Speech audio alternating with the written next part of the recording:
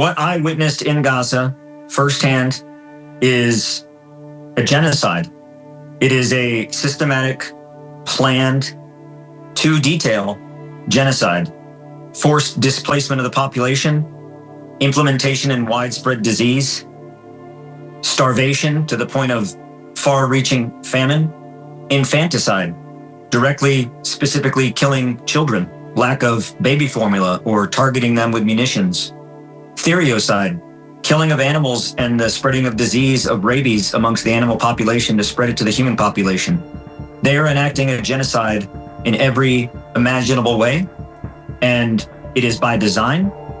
It is being implemented by design, and the United States is complicit. This is a genocide, and we have to call it that. All right, joining us now is retired Lieutenant Colonel Anthony Aguilar. He's a whistleblower in Gaza. He worked at the Gaza Humanitarian Foundation and reported on some of the atrocities that he saw there. And he joins us now. Lieutenant Colonel, good to see you. It's a pleasure. Thank you for having me, and it's an honor to be here. Long-time listener, first-time caller. Thank you, brother. Appreciate it. And Anthony was also a U.S. Army Green Beret. Anthony, tell us, what did you see when you went to go work there in Gaza? So what I witnessed in Gaza firsthand is a genocide. It is a systematic, planned, to detail genocide, forced displacement of the population, implementation and widespread disease, starvation to the point of far-reaching famine, infanticide, directly, specifically killing children, lack of baby formula or targeting them with munitions, theriocide, killing of animals and the spreading of disease of rabies amongst the animal population to spread it to the human population. They are enacting a genocide in every imaginable way, and it is by design. It is being implemented by design, and the United States is complicit. And I witnessed this firsthand in GHF, or Gaza Humanitarian Foundation distribution sites, which are closed now, where unarmed, starving Palestinians were drawn to these sites with the promise of food, who, while they were there, their homes were bombed and they would never go home if they survived. And the United States not only championed this effort, but promoted this effort, and through the Boston Consulting Group was part of this design in this effort. This is a genocide by definition and in execution, and we have to call it that.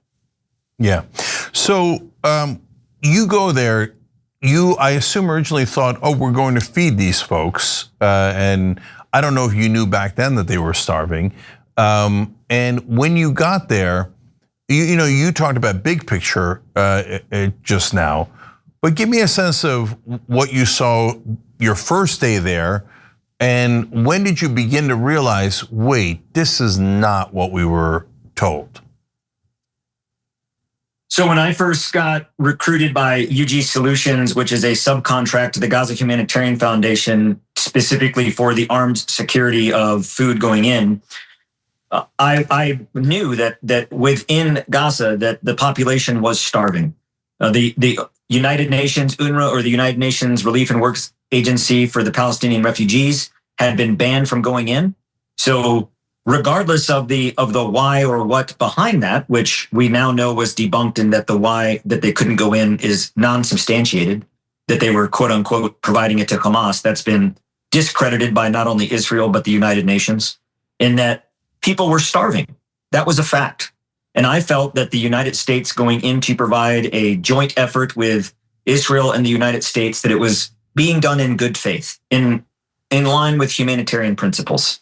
Humanitarian aid and humanitarian assistance is not something that should be left to amateurs. It should be done independently. It should be done neutrally. It should be done impartially, and it should address the humanitarian need. Within my first day, the 24th of May, going into Gaza with the Israeli occupation forces to go to these sites to do an initial plan on how distribution would go, I immediately recognized that the sites themselves had been identified and built in engagement areas of active combat. Some may say, well, all of Gaza is a war zone. Take that as it may.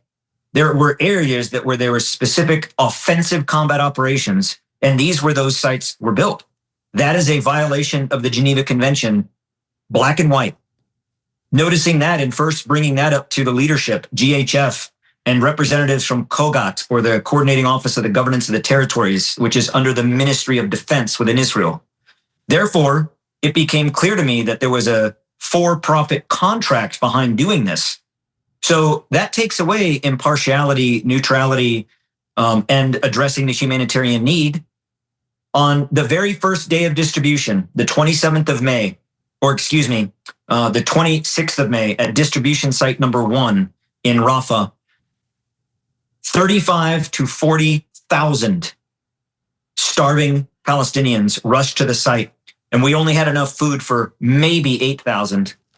And as they came and rushed into the site, we were providing them with no water whatsoever. This is obviously concern to a starving population when, in addition to not providing water, you're only providing them with partial food items, dried goods that require water to cook, and we were providing no water.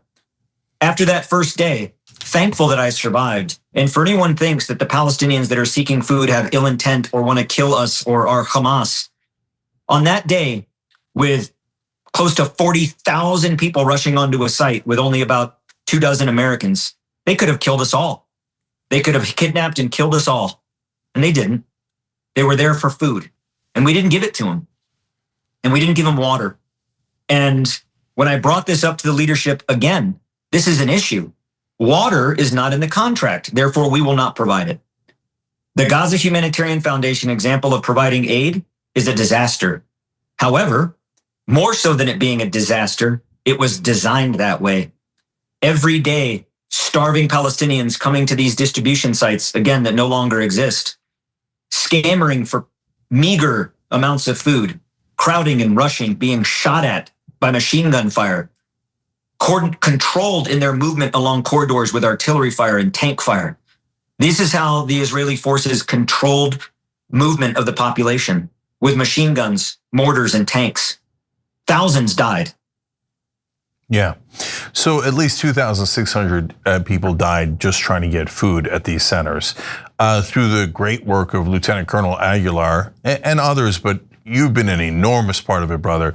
The Gaza Humanitarian Foundation is now gone. They scattered after the kind of peace deal, and they were apparently having financial issues, etc.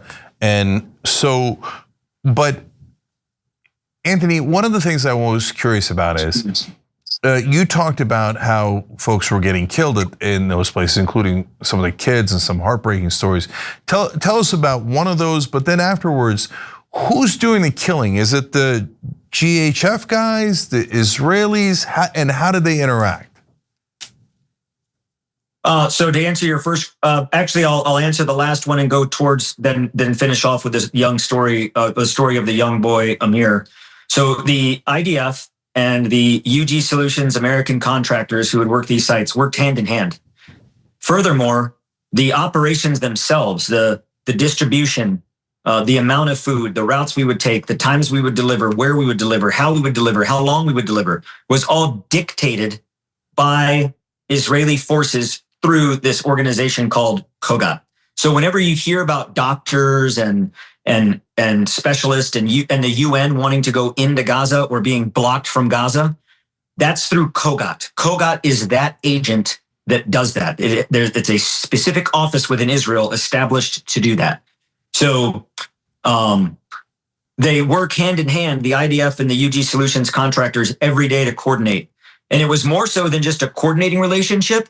It was what I would call an adjacent unit relationship. So like in the military, if I'm in an infantry battalion operating in an area, there may be another battalion from another unit that's operating, doing a different mission, but we coordinate and we work adjacent to achieve the same mission. The UG Solutions, the armed contractors, were nothing more than an enveloped paramilitary force within the IDF to conduct military operations, not offensive operations, but security operations in the rear to forcefully displace and then control the population. Have no doubt about it. the United States is involved in military operations and they're doing it through a private contract, just like the days of Blackwater and Triple Canopy, it is no different. And going to the sites every day, who was doing the shooting? The vast majority of the amount of shooting came from Israeli forces. Every distribution site 1, 2, and 3 in the south in Rafah, and site 4, which was closed down even earlier, shut down weeks ago when operations were going into Gaza City, that site was shut down. But at each of these sites, there is an adjacent IDF unit located, a combat unit conducting combat operations, clearing operations through those areas. In the north, at the Netzarim, where there was active clearing operations in that area specifically, there was also a Markava tank company. So you had tanks that were there. Tanks also operating in the south. And I've got videos and pictures of this. I witnessed it. So hand in hand with the operations, unilateral, coordinated, adjacent unit operations, if you were to put this into military parlance. Now, the shooting itself, much of which by the IDF in and around these areas, specifically during the entrance, the large thousands of Palestinians coming to the sites, and as they egressed or as they left the sites, their movement would be controlled by machine gun fire. The IDF would say, oh, we were shooting over their heads. In this area with the terrain and the rubble and the berms and the destruction, you may think you're shooting over someone's head, when in reality, you're just shooting into the crowd right next to it. There is no shooting over someone's head and when there's a population of thousands. That's like going into Coachella with a machine gun and saying you were shooting over their heads. You're going to hit somebody. So the UG Solutions contractors armed Americans on tourist visas, most of which were part of the Infidels Motorcycle Club, operating at these sites, also fired at civilians. This is documented. On an occasion, a stun grenade was thrown into a crowd that killed a woman because it was used improperly, or a UG Solutions contractor firing their machine gun into a crowd, or their individually assigned rifle, their carbine on fully automatic into a crowd, expending an entire magazine, killing a man and wounding others. And this would happen daily. The use of tear gas, stun grenades, non-lethal rubber bullets, lethal live ammunition from machine guns and rifles into the crowd or at the crowd by every day on these sites. It was not a one-time, it was not a one-off, it was every day. And it escalated more and more to where, as the contractors became accustomed to operating without any rules and with no accountability, it got worse. So when you give someone who calls themselves an infidel, who are part of an organization whose charter is to fight jihad and the elimination of all Muslims, and you give them a rifle and send them into the Holy Land, what do you think they're going to do when they're faced with an Arab Muslim? Yeah, so before we get to one of many heartbreaking stories you have about the child you're going to tell us about. So what I'm hearing from you is they were kind of using it as to herd people and crowd control. Like, so instead of putting up cones, they were firing bullets. So like, hey, if you're on the wrong side of the cone, you're dead. It almost feels like some sort of sick version of Squid Games, right? But in real life. And So did you interact with the Infidel Motorcycle Club guys at all? And every day. Yeah, whether it's those guys or the IDF, did anyone seem to show a conscience, or were they like, oh yeah, we murdered a bunch of kids today, and well, that's because they were on the wrong side of the cones, or by the way, there really aren't any cones, so they can't tell. That's a whole nother thing. So yeah. What was that interaction like? Well, so there was a spectrum. I was not the first to resign. There were others under UG Solutions and Safe Reach Solutions, which were the two companies under the Gaza Humanitarian Foundation in Israel conducting operations in Gaza. Others resigned before me for the same reasons. Others resigned after me for the same reasons. There were some that it did weigh on their conscience, and they disassociated. They compartmentalized and put it in the back of their head. For some of these contractors, contracting is their sole source of income. It's what they do as a profession. So you had this, but then you had the range of folks that were there. So members of the Infidels Motorcycle Club who were there, they were recruited with the advertisement, so to speak, the bumper sticker of come to the Holy Land. This is a pilgrimage. This is a crusade. The Infidels Motorcycle Club adorned their bodies with tattoos of the Crusader cross and 1095. And for any historians out there, 1095 is the date of the first crusade when Pope Urban declared that Muslims should be wiped away from the earth and they are vermin and scum. That's what they stand for. That's what they proselytize. They see this as a pilgrimage, as a crusade, and they were there for that reason. You then had members of the IDF. You have members of the IDF, fighting soldiers in the IDF that are citizens of the United States that go over there and join the IDF to fight for the IDF, who have the vision of, I'm returning to the Holy Land, I'm returning to the motherland to fight the enemy, an unarmed enemy, women and children, killing them with bombs. The IDF don't have the courage and the warfighting capability to go in and clear, so they bomb everything. Anybody can bomb a neighborhood. It doesn't take skill and talent to drop a bomb on a neighborhood. Oh, by the way, when that bomb you're dropping was given to you by another country. Doesn't take a great nation to do that. Yeah, it takes a different kind of nation to do that, that unfortunately has become heartless at this point. So some of them might be doing it for, hateful reasons, etc. Israel's doing it. It appears to terrorize the Palestinians so they leave Gaza or leave certain areas. And by the way, unfortunately, it worked in the sense that Israel now has 53% of Gaza, and it doesn't look like they're ever going to give it up. And so this was never about self-defense, and they proved it by taking half of Gaza for themselves. And now they're talking about building Israeli condos on Palestinian children's graves. And so it's deeply sickening. But tell me about Amir. So because I want people to understand that these are real human beings that are being slaughtered. Real human beings, wonderful human beings who have conscience and who have heart and have dreams and have families, just like us. Every day that I wake up, from driving my kids to school or making my children breakfast or having coffee with my wife, I yearn and I'm in pain for the people of Gaza, the Palestinians, not only in Gaza, but in the West Bank. On the 28th of May, 2 days after we began initial operations, it was our second or third actual distribution operation. And this was at distribution site number 3, which was in southern Khan Yunis.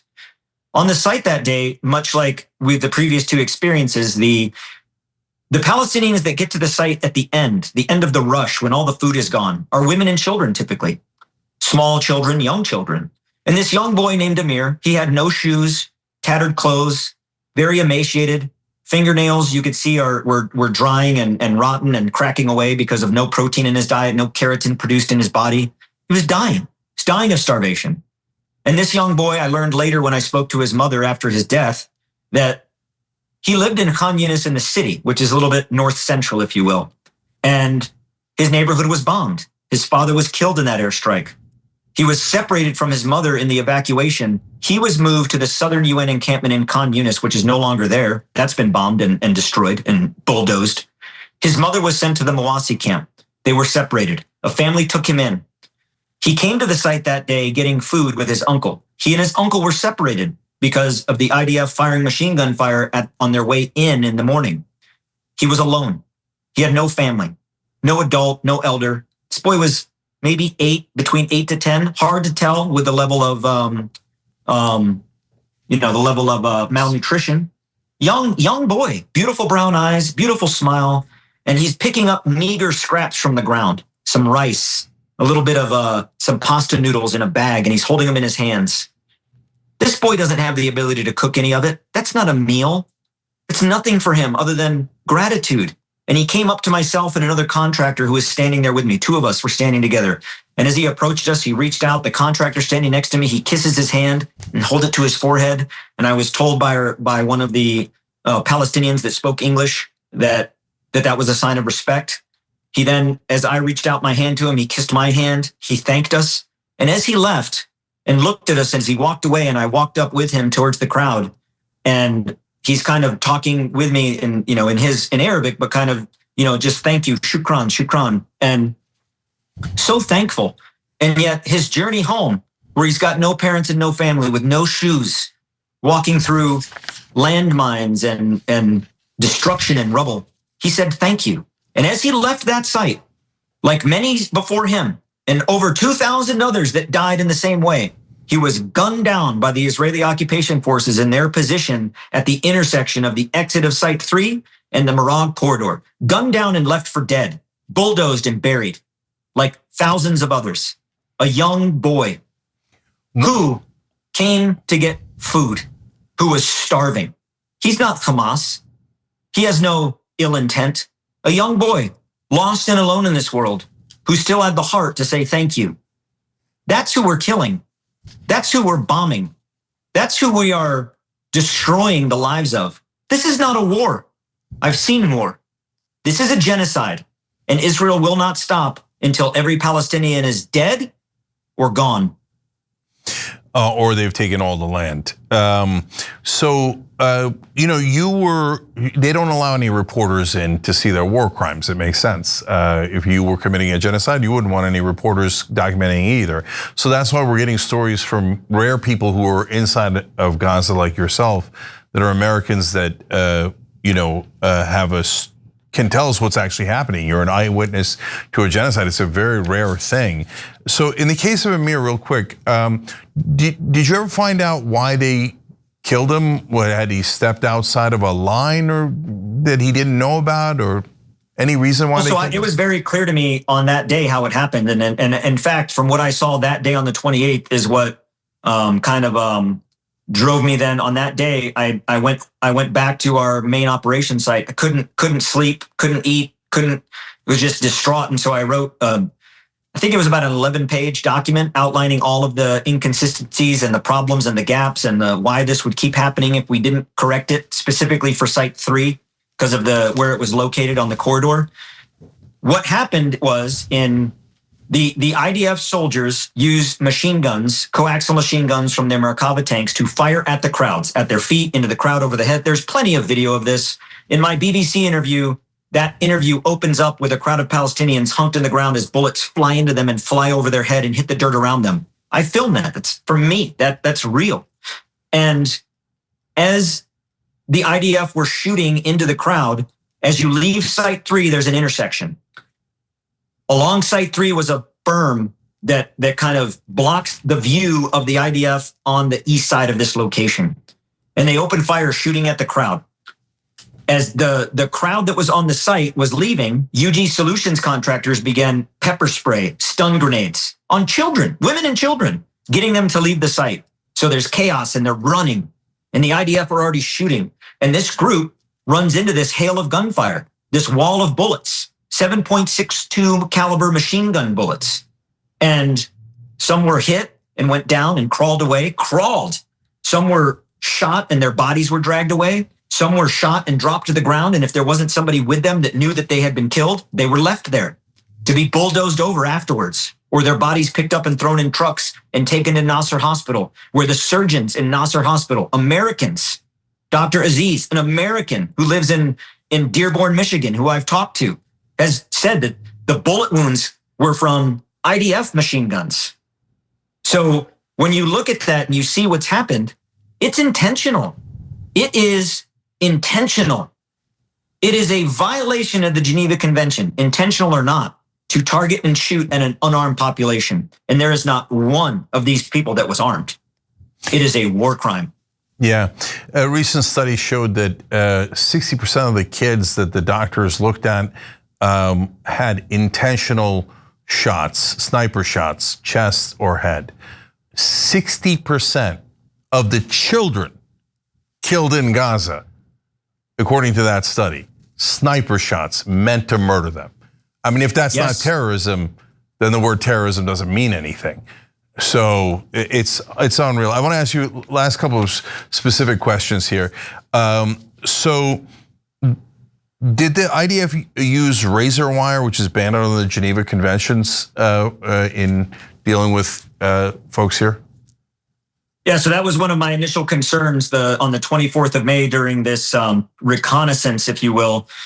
When we got up to the site, I was like, whoa, time out. We can't, one, we can't distribute from these sites because of where they're located. Two, we cannot control movement, obstacles, if you will, with razor wire. And the UG Solutions guys, the other guys that were there, supposedly they have military experience. We're like, oh, there's no difference in that and this. And I'm like, there is. There is barbed wire, concertina wire, and there is razor wire. This is razor wire. Razor wire is specifically banned by the Geneva Conventions and the Fourth Protocol, of which Israel is a signatory to. We are a signatory to. You cannot use razor wire to control the movement of a civilian population to and from humanitarian assistance sites. You cannot. It doesn't say maybe. It doesn't say with an exception. It doesn't say if, your president gave you permission to do so. You cannot. We cannot do this. And then you look at weeks later when Bert and Ernie, that's who I call Witkoff and Ambassador Huckabee, went to go visit inside of site number 1, and GHF took this picture of the site. Look how great we're doing. And they took a picture of Palestinians lined up behind razor wire. They document their own war crimes. It's a war crime. They did it, and it's evil.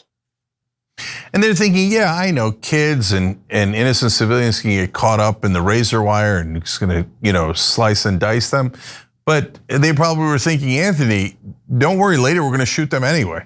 So this is the least of the things you're about to see.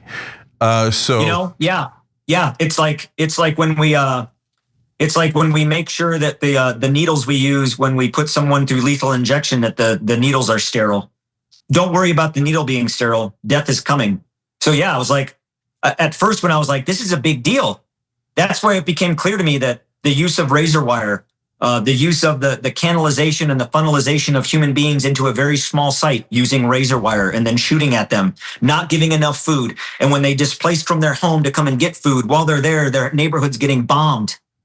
It was all by design. None of what's happening in Israel, in Gaza by Israel, is incompetence or inability. It is designed. It is by plan. It is a final solution that was designed in the beginning that is now playing out right under our nose and right in front of our eyes. So speaking of which, I studied the Srebrenica genocide, which now seems quaint compared to this one, 6,000 killed. But the tactics were hauntingly similar. So in that case, there's convictions and there's no question about it. What they realized into their siege of the Serbs sieging the Muslim population there is that, hey, if we starve them, they'll have to come out for food. And when they come out for food that we're providing them, it'll be easier to kill them. So that's called bait and kill. Do you think that's what Israel was partially doing here? Absolutely.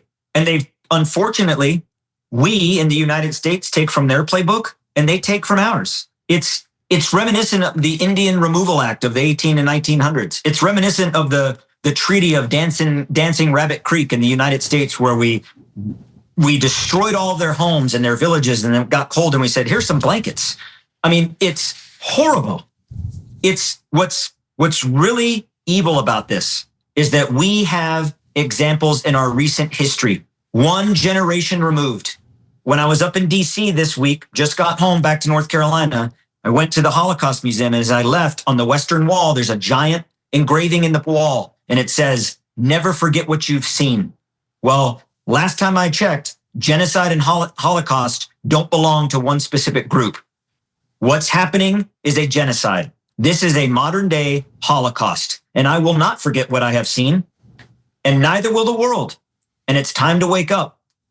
They are taking out of our playbook, and we are learning from their playbook. And you know what we're learning from the Israelis? We're learning what to do in Portland, Oregon. We're learning what to do in Chicago, Illinois. We're learning what to do in Washington, D.C. And it's coming to a neighborhood near you. Mark my words. So I am worried about that, and there's specific evidence behind that, and I'll get to that in 1 second. I do want to give the other side here. The Gaza Humanitarian Foundation says that your claims are, quote, categorically false, that you're, quote, a disgruntled former contractor who was terminated for misconduct, And the IDF says, "Oh, don't worry. The things that he's reported are under review." So, how do you respond to the GHF and to the IDF? Well, first of all, let's see. Where's the GHF now? If what they were doing was so humanitarian, why did the guy in charge, Jake Wood, step down on the very first day of operations? Because the guy in charge said this would not meet humanitarian principles. 3 days ago, Johnny Moore, the Christian Zionist evangelical that took his place, stepped down in hiding, scurried away like a cockroach where the fridge was moved from behind the wall, ran away. Now taking a job as the vice dean at Pepperdine. Nothing to see here.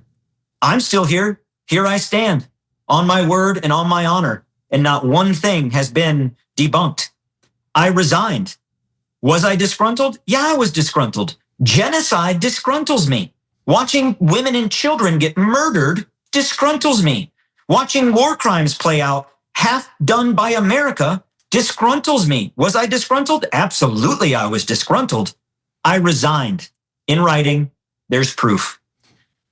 They did not terminate me. And in fact, they begged me to come back. On the last day that I left, where I said, this is enough, and I went, they offered to pay for my airfare home. They even gave me a letter, which I have shared with everybody on different platforms, asking me to reconsider working for them in another capacity.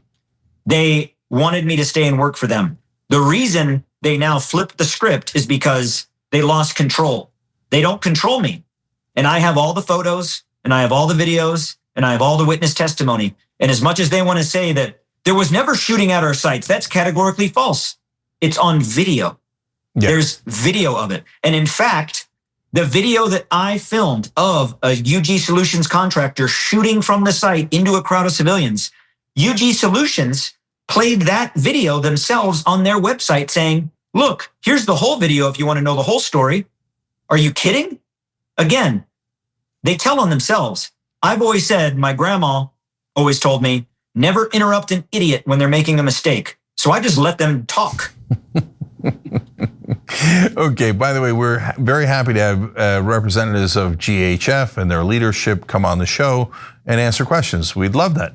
Lieutenant Colonel Aguilar is doing that. We'd be thrilled to have them on and be able to have a similar conversation. Okay, so and the IDF says that all of your complaints are under review. Have they gotten back to you yet? Are they busy working around the clock on that review? I have filed inquiries to these reviews. In fact, on another platform on Breaking Points, both of the interviewers asked Chapin Fay directly, provide us this information. Nothing. Crickets. Of course. I have never seen a criminal go into court and oh yeah, did it. Got me. So the thing there, what is happening now, and I said this all the way back in July when I first talked to Senator Van Hollen and Senator Welch and Senator Saunders, I said, Israel will lose control of the crime scene. This has to end someday. And when it does, the world will see, and you will see what is happening, the genocide, the thousands that are buried in the rubble, the thousands that are dying of starvation where it's too late to give them food because they're already on their deathbed. It will be too late. Yeah. Now the world is seeing it. The gates have opened. We're going in. Oh my God, what is this? What have we let happen?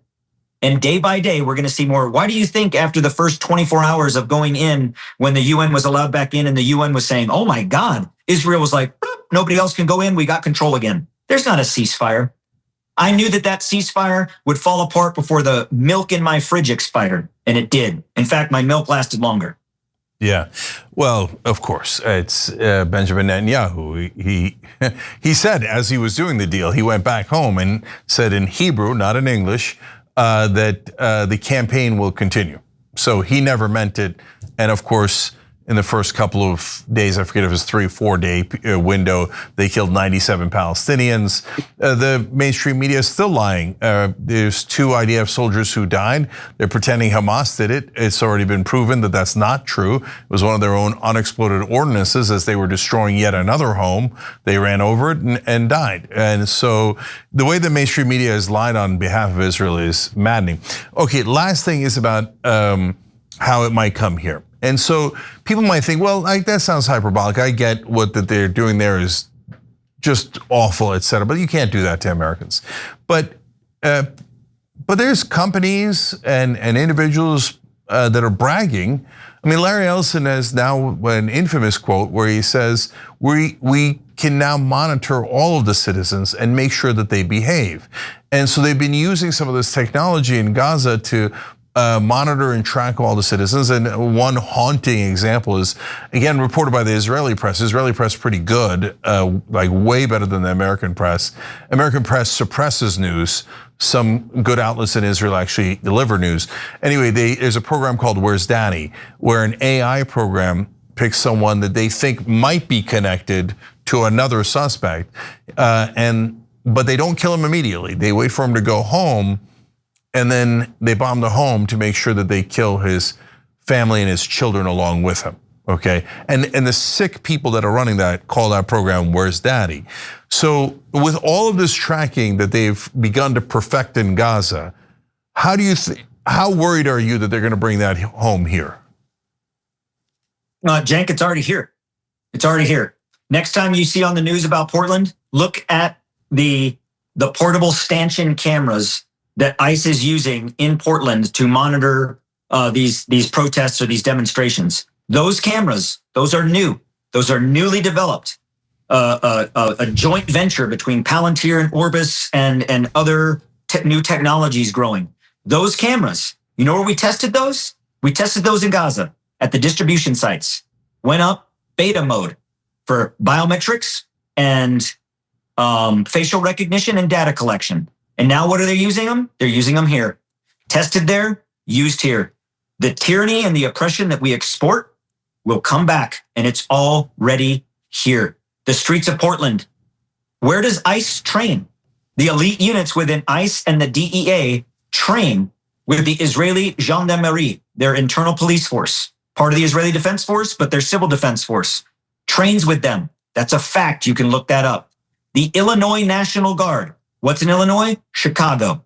The Illinois National Guard trains with the Israeli Defense Forces. They are a sister unit as part of the Wales Initiative Fund global partnership. They train there, they train with them. Where do we want to take this next? Chicago. It's not a coincidence, people. Connect the dots. Next time you're in Washington, D.C., go to the corner of down in the Capitol across from the Longworth building and look. You'll see them all over the place. This one in particular. There's a little mobile stand, little generator with a stand, lights, and there's a camera on it. That's a new designed camera. That is an AI biometric enrollment device camera. You walk by, it's collecting your data. Guaranteed. I've seen it. They're using it. It's already here. They're already using it against us. And what do you think they're going to do with it? They're going to try to make the public library system better? No, they're going to oppress us, and it's coming. Yeah, that extreme crowd control perfected in Gaza, now coming to a street near you. By the way, I thought it was super weird that Pete Hegseth wrote in his book that there should be IDF soldiers here in America. And now you're explaining they're already here and training with some of our National Guard. And that is enormously strange for the defense secretary to have talked about bringing IDF soldiers to America. And then all of a sudden he becomes defense secretary and then here they are. I don't know, it's haunting and it's strange. A lot of things you said today, unfortunately, are haunting, but like the line about how a genocide disgruntles me. But I want to thank you, brother, for having moral courage, for knowing what it means to be an American and what our principles and our Constitution and our ideas stand for, and having the courage to dissent and to say, no, I object. I object to a genocide. I object to America doing this. I can't thank you enough for it. I thank you for your voice and for your courage and for Anna and for your platform. You are modern day heroes in fighting against the massive legacy media, which is coming down, by the way. It doesn't matter how much money they pump into it. Americans aren't stupid. We're starting to see through it. Platforms like yours, are what will save America. So thank you for your courage and for your voice. It's always an honor to talk with you. Thank you, brother. It's nothing compared to what you've done. I appreciate you so much. Retired Lieutenant Colonel Anthony Aguilar, American hero. We appreciate you. Thank you. Thank you. All right, guys. So amazing, fascinating interview. I wish he hadn't seen those things, but thank God there's at least an eyewitness to it. All right, we're gonna go to the members only bonus episode now. I'm gonna tell you an ironic story about my childhood and guns and knives. A fun little story. All right, so our members sustain us. If you can, be a member and you get a little extra story time along with it and all of our content. So hit the join button below on YouTube or tyt.com/join. We'll see you there.